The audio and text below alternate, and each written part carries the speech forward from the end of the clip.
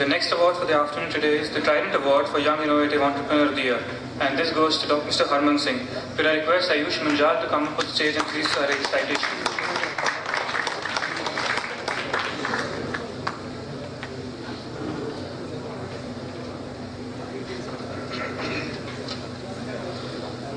Mr. Harman Singh is the founder of WizIQ, which he established in 2006 with the goal of helping students connect with teachers online. He is the visionary behind WizIQ's product and platform strategy to make online teaching and learning easier and affordable. Before WizIQ became a reality, Harman earned his master's degree in computer science at North Carolina State University in USA. There, he wrote an 80-page paper on e-learning and graduated determined to make his vision a reality.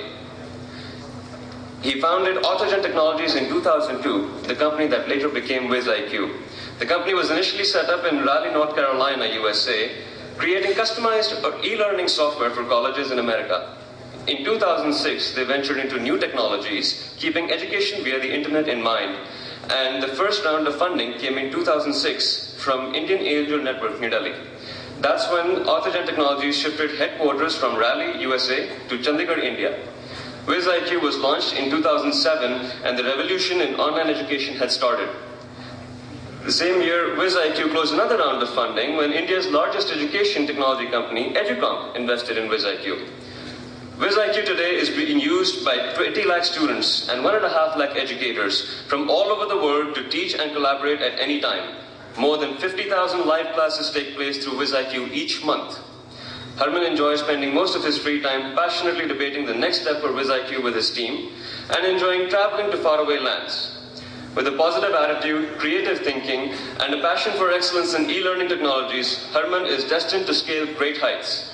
Ludhiana Management Association feels honored and privileged to confer on Mr. Harman Singh LMA Trident Award for Young Innovative Entrepreneur of the Year 2011. May I ask His Excellency to confer the award.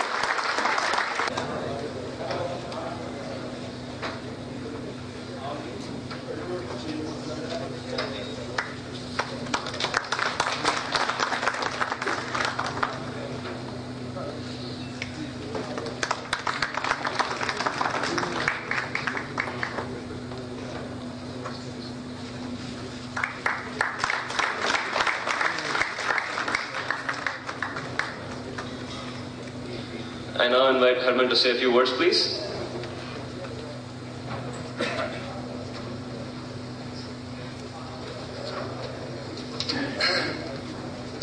Thank you, everyone, and good afternoon.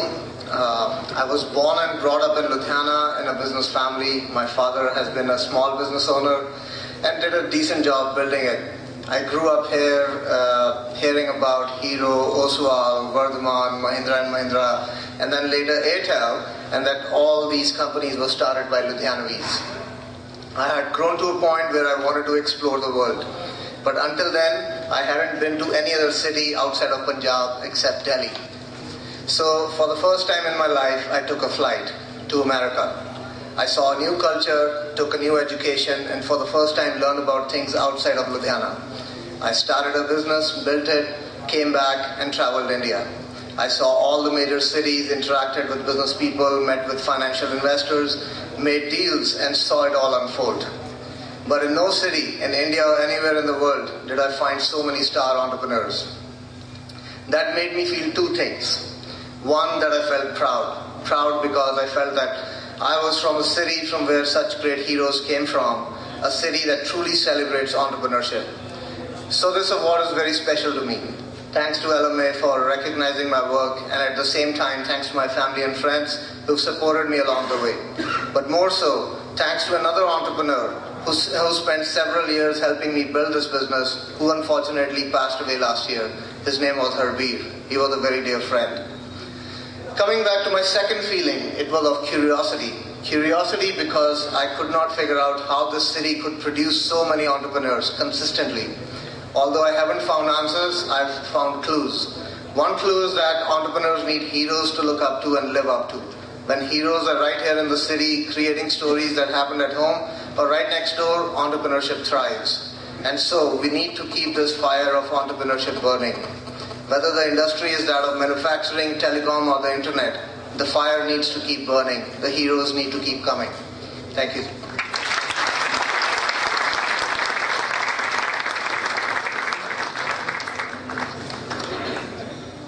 Thanks, Arnand, for those wonderful words. Ladies and gentlemen, the final award for the evening is the Satpal Mittal Award for Lifetime Achievement, and this year it goes to Mr. S.P. Oswal.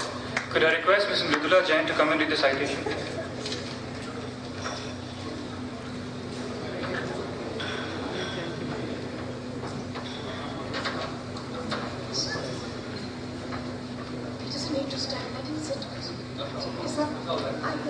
I can stand behind for the time. No. I think you better sit.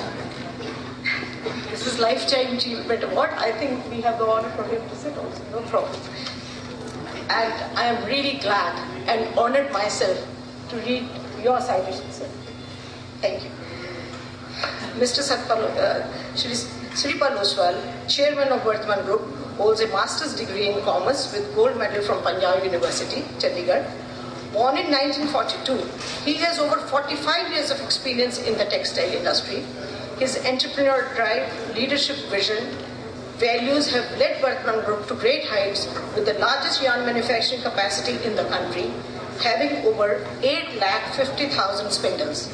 It also has one of the largest fabric weaving plants as well as one of the most modern yarn and fabric processing facilities in the country.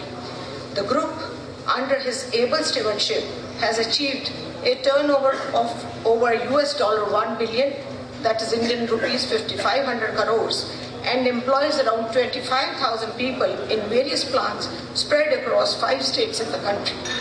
The group is well known for professional management with due emphasis on training and development and has strong track records of performance. In recognition to his distinguished services of high order in the field of trade and industry, Mr. Oswal has been conferred with the prestigious Padma Bhushan Award by the Honorable President of India in the year 2010.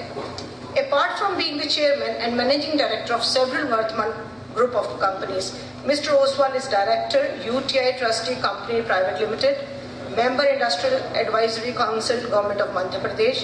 He is also the chairman of Nimbua Greenfield Private Limited, Company of Punjab, formed by the Consortium of Industries of Punjab with the Government of India grant for storage, treatment and disposal of hazardous waste generated by the industry. His other social endeavors include village adoption program, where under his leadership, the textile industries in Punjab have adopted more than 95 villages in 2008 to educate farmers for improvement in cotton production in the state. These initiatives improved the cotton yield to 873 kgs per hectare in adopted villages as compared to the average yield of 587 kgs per hectare in the state of Punjab. Moreover, to address the concerns of socially and economically weaker sections of the society, Mr. Oswal has undertaken an initiative called Affirmative Action for inclusive development of students from underprivileged strata of society. The training program is focused on development of specific skills required for gainful employment on sustainable basis. Mr. Oswal has been directly involved in the quality improvement of professional and technical education in Punjab. With the mission to create an institution with distinction, Shri Aurobindo College of Commerce and Management, affiliated to Punjab University, has been set up by Shri Aurobindo Socio-Economic and Management Research Institute, started by Mr. Oswal. The institute is one of the leading institutes of commerce and management in Ludhiana. Moreover, he is the chairman, board of management of Sant Longowal Institute of Engineering and Technology, a deemed university under the Ministry of Human Resource Development, as also member, board of governors, Punjab Technical University. A visionary, socially responsible entrepreneur, an industrialist with a professional touch who cherishes values and ethics, Mr. Oswal is indeed a beacon of light and role model for others. Ludhiana Management Association feels honored and privileged to confer upon Mr. Shripal Oswal LMA Satpal Mittal Lifetime Achievement Award of the year 2011. I like to request His Excellency, Governor of Punjab, to please do the honors. Congratulations, sir. Can we give a standing ovation to Shri S.P. Oswal, please? Standing ovation.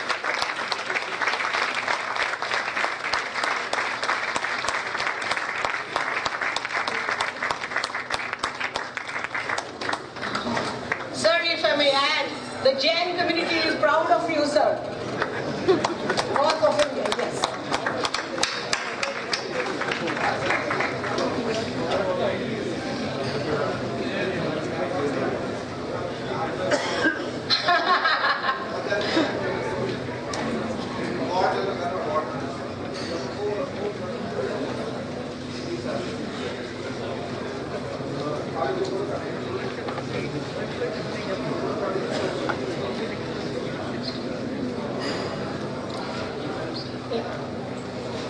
Can I request Shri SP Oswal, please, to deliver today's keynote address? Thank you, sir. Thank you so much.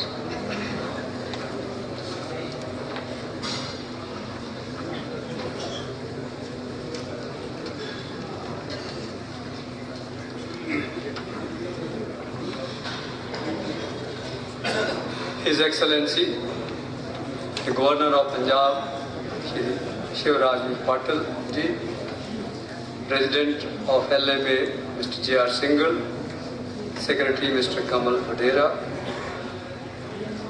the past presidents and the secretary and the other office bearers of LMA present here, and I must also address the awardees of today who have, other than me because I am part of LMA. LMA has emerged as a great body of entrepreneurs and professionals. And I remember those days when we used to be very few, and today my heart is gladdened when I see such a large number of people over here gathered. I am grateful for getting this opportunity, and first of all I must acknowledge my gratitude for getting this award, but at the same time I am grateful for getting an opportunity to address this august audience. I was in a dilemma to choose a subject of today as a keynote address. There are many subjects which are the burning issue today, but I thought ultimately burning issue ends into a crisis, difficulties for the entrepreneurs and the professionals. So I thought to choose leadership for managing crises and problems. There is no denying the fact that most of us face problems, difficulties, ordeals, and at times crises, which you can always imagine the dimensions keeps on increasing. Problems and crises in today's fast-changing world appears to have become part and parcel of our lives. Crises in businesses could be attributed to macro-level phenomena.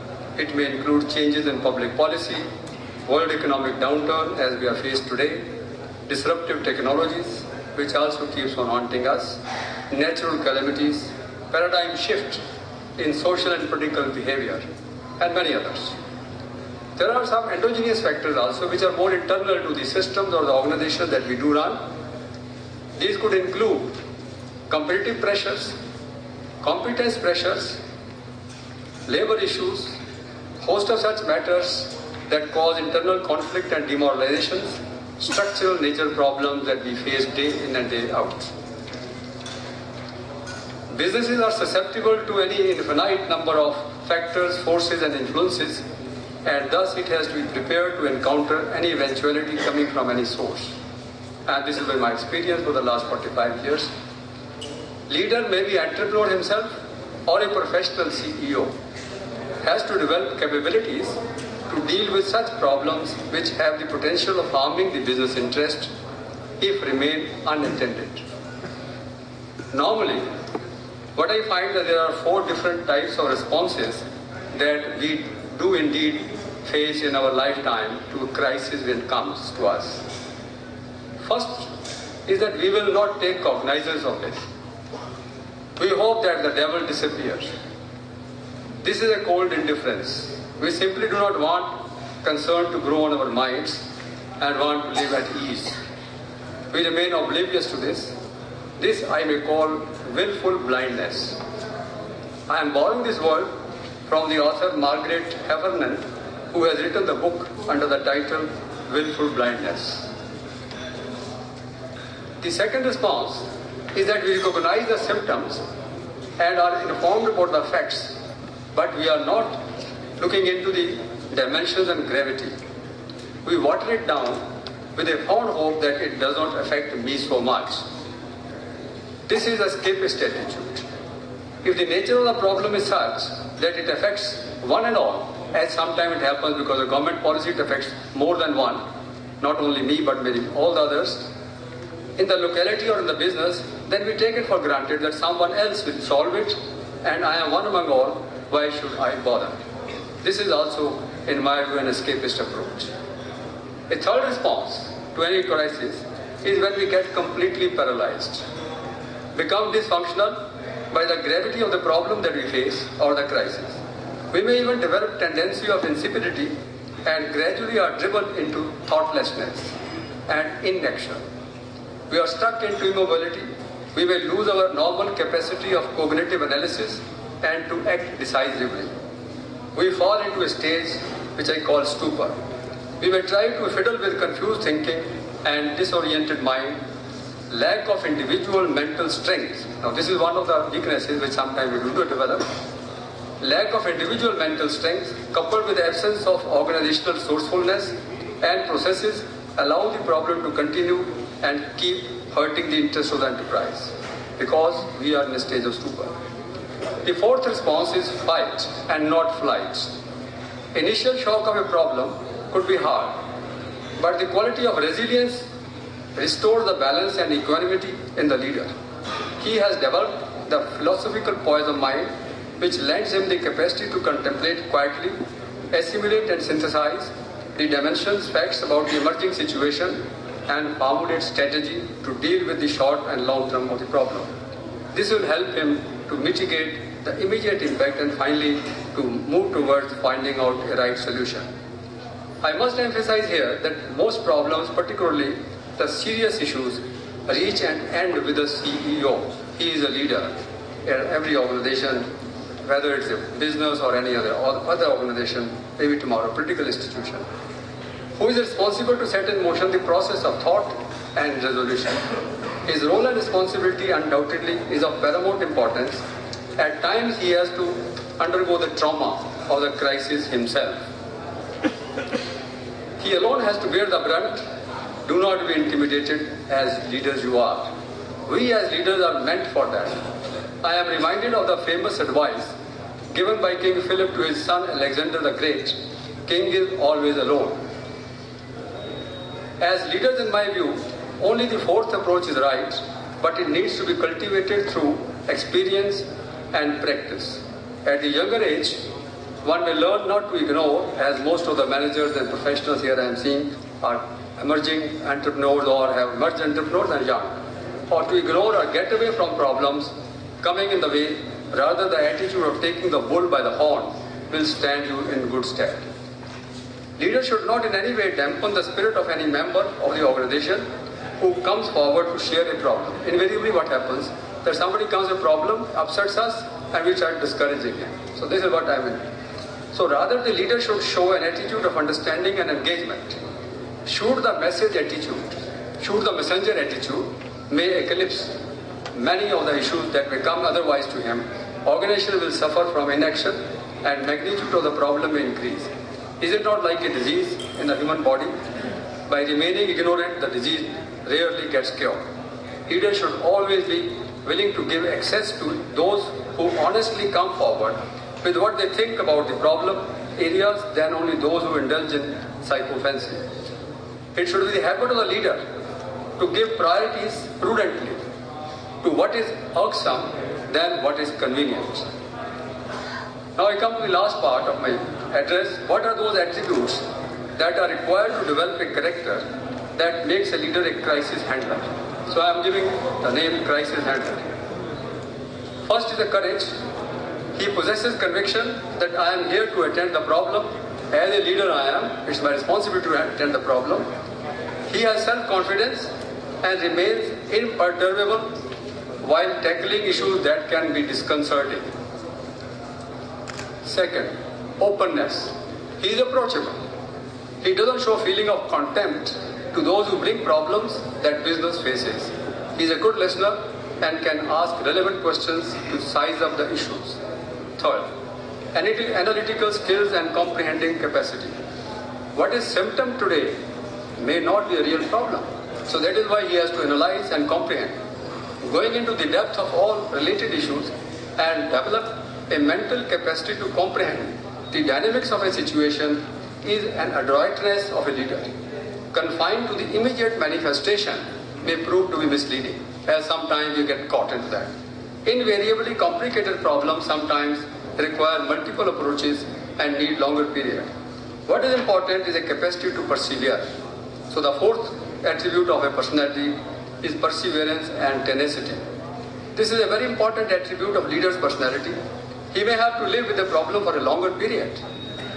Many problems, therefore, last much longer before you can really find a solution. While he may be occupied in his normal roles that need to be performed day in and day out, yet he has to ensure that the problem doesn't get swept under the carpet. Formal mechanisms to review and attend to the problem is necessary in order to find a lasting solution. Fifth, intuitiveness and judgment. I quite lay far more emphasis on this aspect as well. Discriminating mind with a deeper intuitiveness is a very good accompaniment of a strong leader. These need to be cultivated. Every problem that we solve gives us a distinctive experience and sharpens our faculty through a process of all-encompassing vision. It may be pertinent that gravest crisis can be so complex that normal reason and intelligence may fail to understand the whole through its manifested parts. Here the faculty of intuition, which is higher mind, as said by Sri Aurobindo, can be of great help. I am just giving a quote of Sri Aurobindo here. Sri Aurobindo says in his book Divine Life that intuition has a fourfold power, 4 dimensions of power. A power of revelatory truth seeing. It reveals the truth immediately and instantly. A power of inspiration of truth hearing. A power of truth touch, that means seizing of the significance of the issue. And the power of true and automatic discrimination of the orderly and exact relation of truth to truth. These are fourfold potencies of intuition. Faculty of intuition enables us to see what many cannot see. Last, furthermore, forbearance and equality of mind. Some problems look to be intractable, as there are some issues which live with us for a longer period.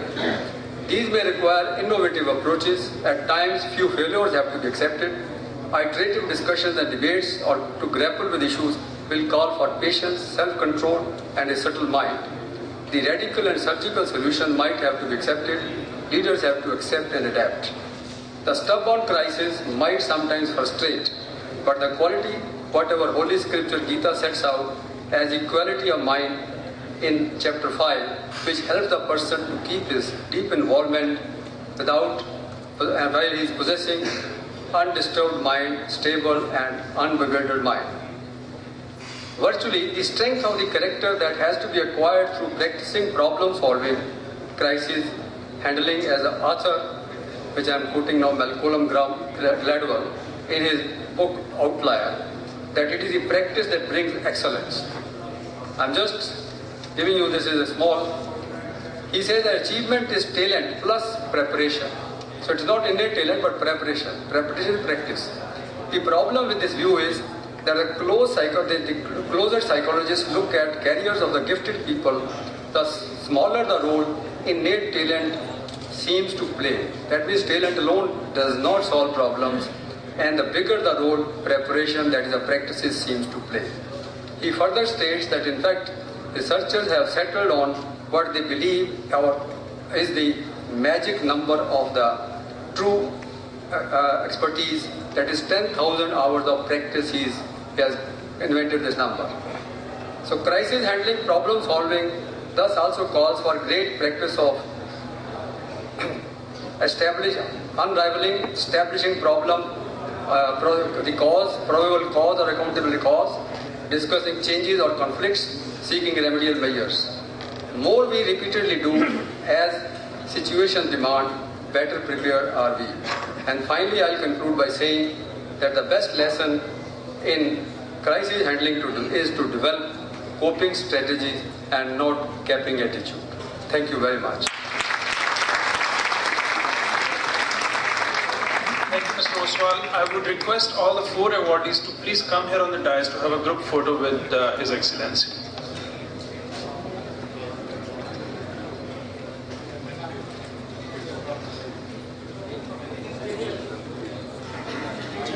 You can We need to move quickly because His Excellency is in a hurry, so we can do this later actually. We have to come on the they have to come on the dais first.